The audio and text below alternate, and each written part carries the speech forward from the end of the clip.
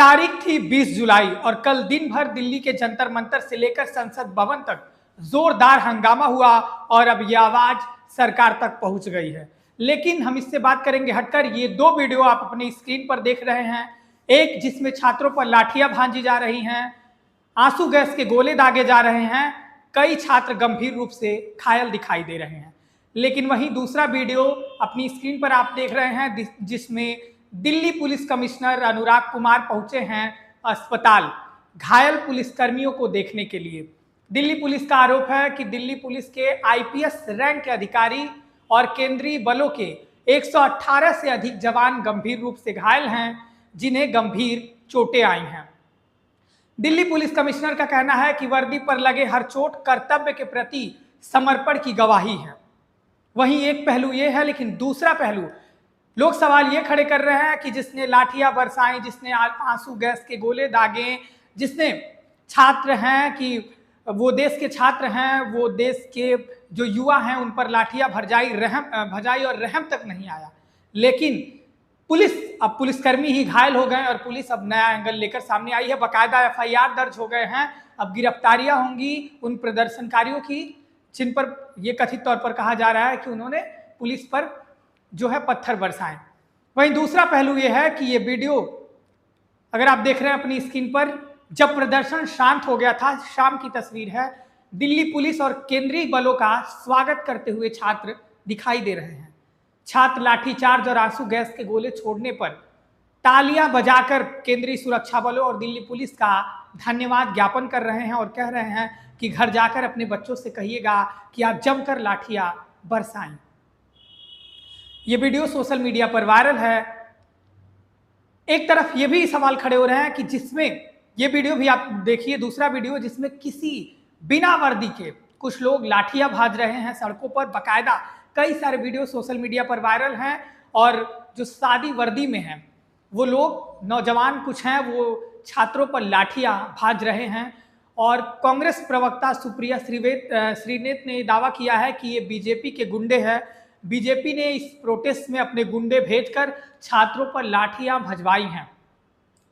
वहीं एक तरफ संसद मार्च के दौरान छात्रों और पुलिस के बीच धक्का मुक्की और झड़प हुई।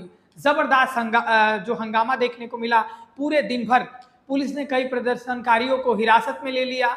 वहीं अगर इनसाइड स्टोरी की बात करें तो इसके पीछे से इसकी शुरुआत कब हुई पूरे प्रोटेस्ट की, तो इसकी शुरुआत हुई प्रदर्शन के दौरान जब सोनम वांगचुक की तबीयत बिगड़ने के बाद उन्हें इलाज के लिए अस्पताल में ले जाया गया।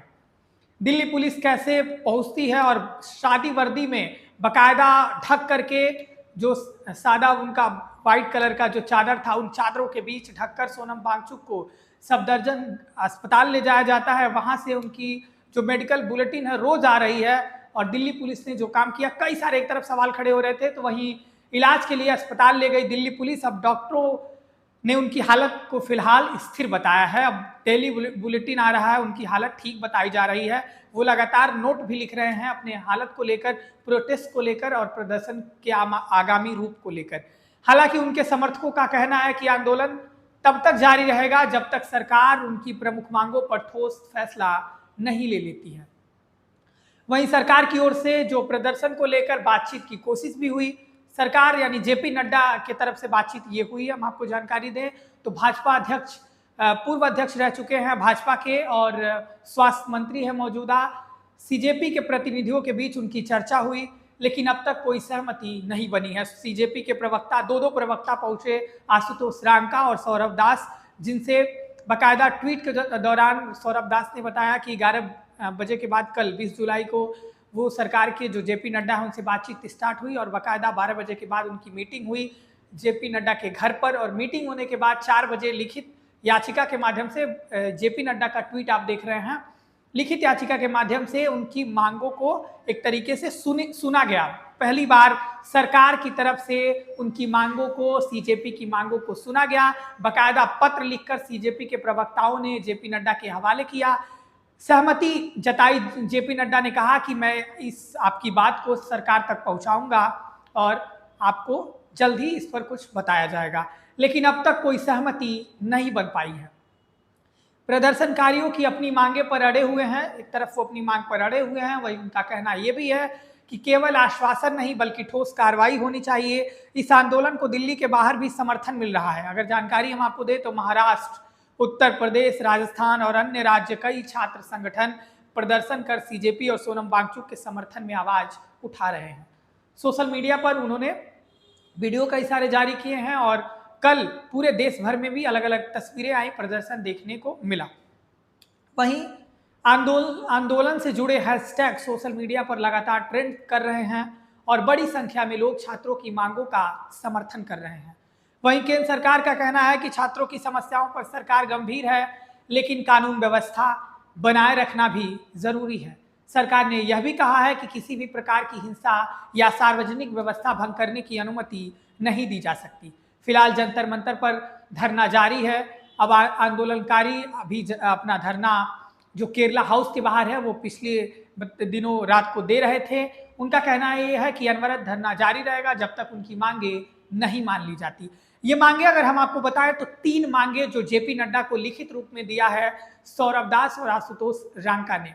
3 मांगे में पहला मांग है शिक्षा मंत्री धर्मेंद्र प्रधान का इस्तीफा हो, और दूसरी मांग है कि जो नीट छात्र थे जिन्होंने सुसाइड कर लिया उनके परिवारों को 1-1 करोड़ की मुआवजा राशि उपलब्ध कराई जाए, और तीसरी मांग है कि परीक्षा व्यवस्था में सुधार के लिए नए सिरे से इसका एनटीए को भंग कर गठन किया जाए, सुधार परीक्षा व्यवस्था में पेपर लीक न हो इसे किया जाए, और उसी में मांग भी है कि सोनम वांगचुक को रिहा किया जाए। रिहा करने से मतलब ये है कि सोनम वांगचुक जो हॉस्पिटल में है, वो जेल में नहीं है, वो हॉस्पिटल में है, हॉस्पिटल से उनको प्राइवेट हॉस्पिटल, उनके मनचाहे हॉस्पिटल में भर्ती कराया जाए। ये 3 प्रमुख मांगे हैं एक तरफ से सीजेपी की तरफ से। सीजेपी का कहना है कि जब तक ये मांगे नहीं मानी जाएगी तब तक अनवरत धरना प्रदर्शन जारी रहेगा। वहीं सभी की नजर अब आगामी सीजेपी के बीच संभावित जो सीजेपी और सरकार के बीच संभावित बातचीत पर टिकी है। यदि जल्द कोई समाधान नहीं निकलता है तो प्रोटेस्ट आने वाले दिनों में और व्यापक रूप से जो भारी बढ़ सकता है, अपना रूप ले सकता है, ऐसा लोगों का दावा है। ऐसे में यह देखना महत्वपूर्ण होगा कि क्या सरकार छात्रों की मांगों पर क्या फैसला लेती है और क्या बातचीत के जरिए इस विवाद का शांतिपूर्ण समाधान सरकार निकाल पाती है। क्योंकि एक तरफ खबरें ये भी चली कि जब जेपी नड्डा को ये ज्ञापन एक तरफ से दे दिया गया, तब जाकर जो टीवी चैनलों पर खबर ये भी चली कि जो मांग है, प्रमुख मांगे में से एक मांग है कि धर्मेंद्र प्रधान का इस्तीफा। सवाल यही है कि क्या सरकार धर्मेंद्र प्रधान का इस्तीफा लेगी, तो टीवी चैनलों पर खबर चल रही है कि सरकार इस्तीफा उनका नहीं लेगी। अब देखना ही रहता है कि सीजेपी एक तरफ इन मांगों से शुरुआत से ही यही मांग प्रमुख रही है कि इस्तीफा हो, जवाबदेही तय हो। अगर आप देखें तो सोनम वांगचुक की मांग यही रही है कि इस्तीफा होना चाहिए, कम से कम जवाबदेही की तो शुरुआत होगी, अकाउंटेबिलिटी की तो शुरुआत होगी, सरकार जवाब देने के लिए आगे तो बढ़ेगी। एक उनकी जो सीढ़ी है वो आगे बढ़ेंगे और उनकी जीत होगी। लेकिन जैसा कि राजनाथ सिंह का हवाला देते हैं विपक्षी दल, वो कहते हैं कि ये सरकार निकम्मी है और इस्तीफा नहीं लेती है, लेकिन छात्रों के आगे इन्हें झुकना पड़ेगा और इस्तीफा लेना पड़ेगा।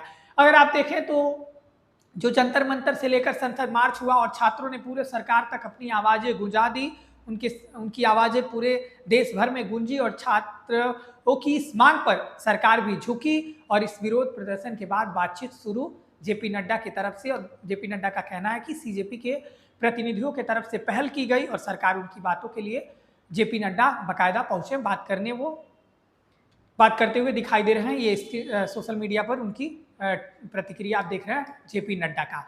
लेकिन विपक्षी दल भी अब सवाल खड़े कर रहे हैं और लोग सवाल पूछ रहे हैं कि क्या इस प्रोटेस्ट को, जो छात्रों का प्रोटेस्ट है, अब ऑर्गेनिक हो रहा है, तो वहीं विपक्षी दल भी अब इसे समर्थन दे रहे हैं।